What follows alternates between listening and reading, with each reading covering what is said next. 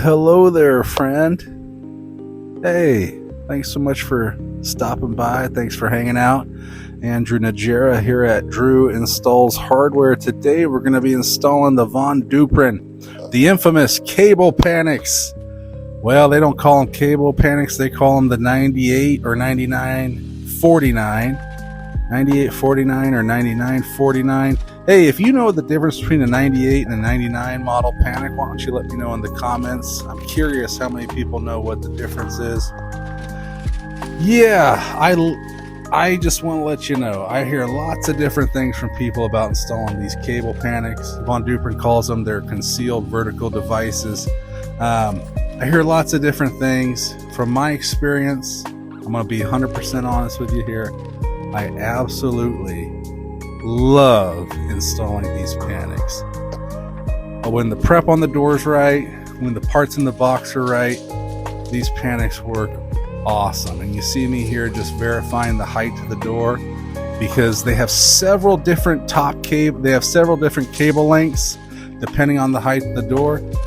Here, the top cable they gave me was the right length, so that's awesome. It's an 8.0 door.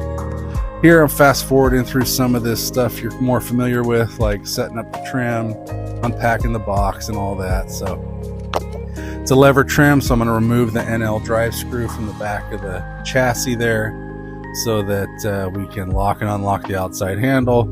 This happens to also be a QEL device, which is an electric latch retraction. But instead of that big old solenoid that needs a large inrush of current to pull it back and it goes clank, this is the QEL or quiet motor model that just goes and just pulls it back quietly and requiring a lot less amperage to do so. Where was I? Oh, I was talking about people like installing these, people don't like installing these, and they give you the right parts or not the right parts in the box. But I'll tell you what, it's crazy. When you look at the instructions, they can give you cables that will accommodate a door that's 15 feet tall. So they have like 10 different cable length sizes. So anyway, this one's perfect for us because it's the exact right one for an 8.0 door. And so yeah, we're already ahead of the game here. I'll tell you what, there's certain types of hardware that I've installed hundreds of. And to be honest, after 20 plus years, there's certain types of hardware I've installed thousands of them.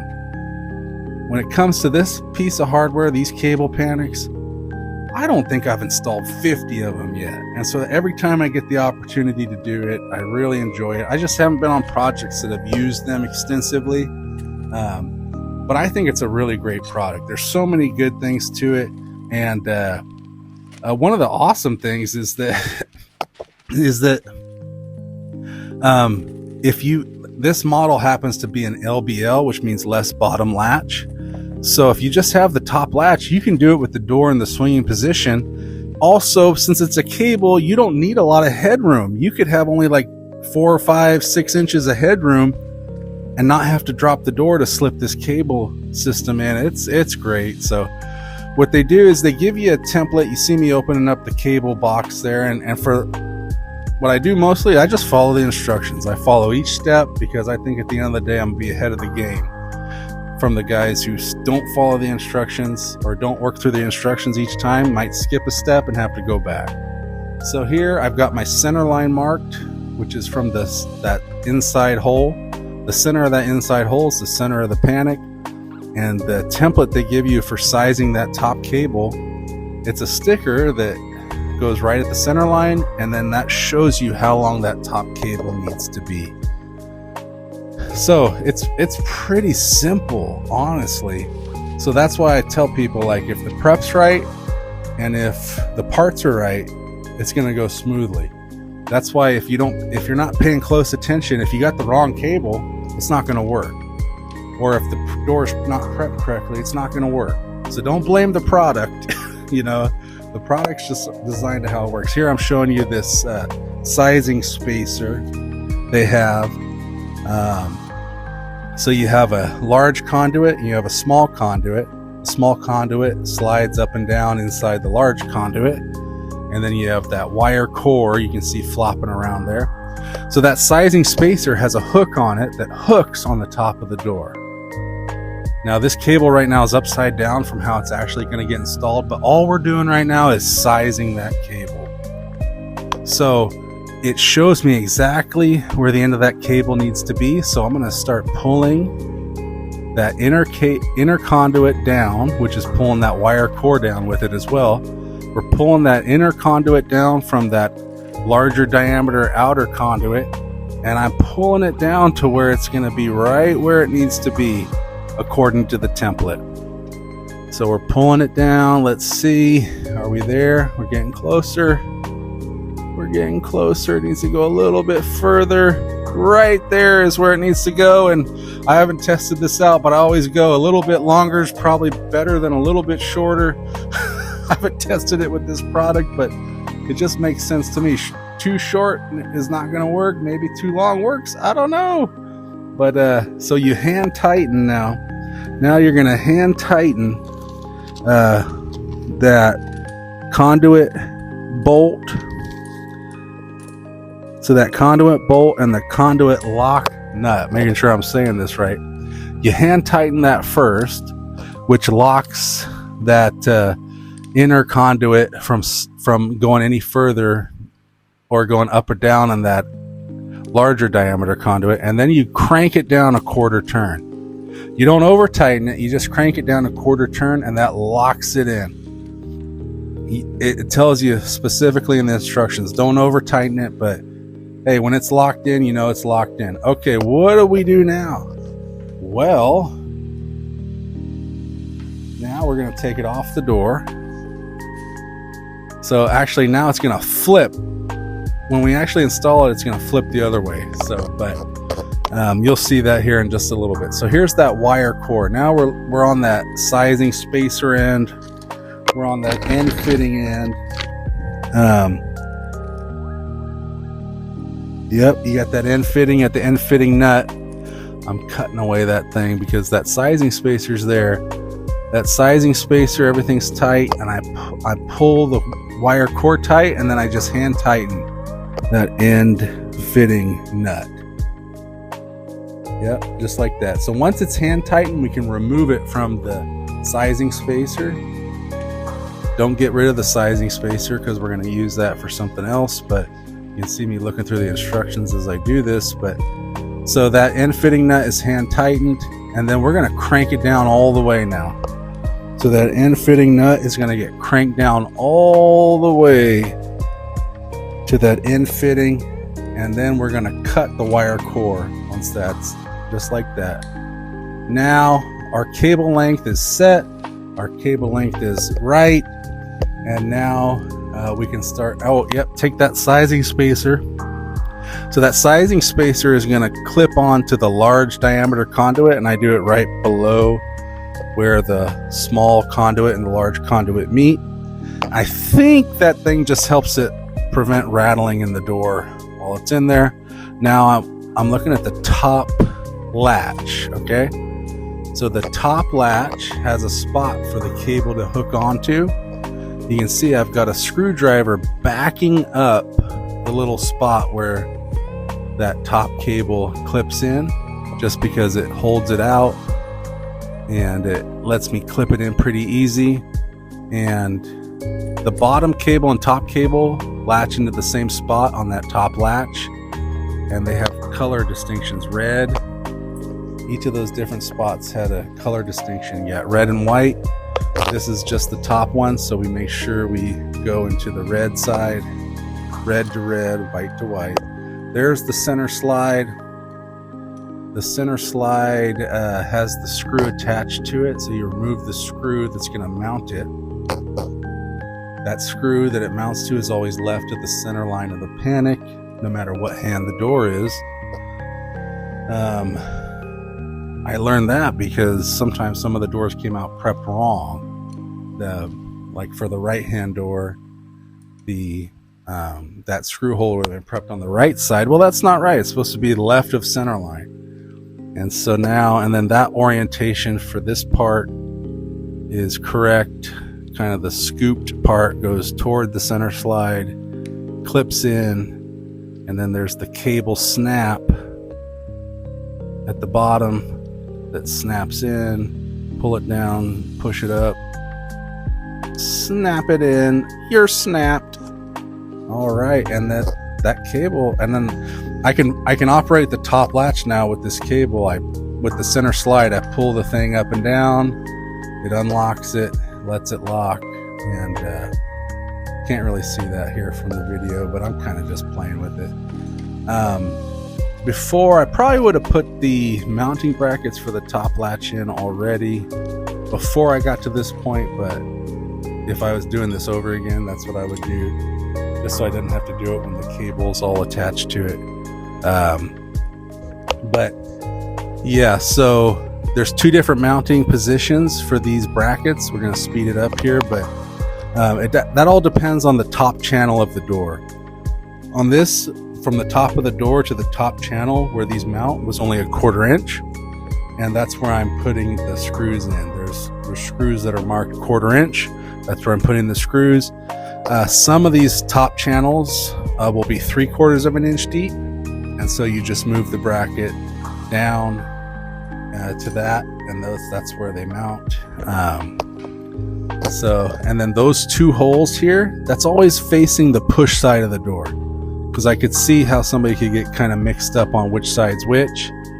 The two holes that are on the face of that top latch always face the push side of the door, because for different applications, that's how it's going to actually mount to the door. So now I'm just slipping in. Look how cool that is. You can do that if there's not a lot of headspace. You can do it with the door swinging. Man, that's awesome. What a great product. I mean, it's a great solution. I hear people say they hate these, but man, I really love installing them. I found they work great.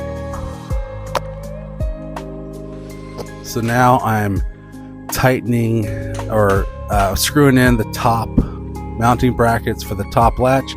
What I have found is that if these get cranked down and the prep in the door is not absolutely perfect, that top latch likes to bind up.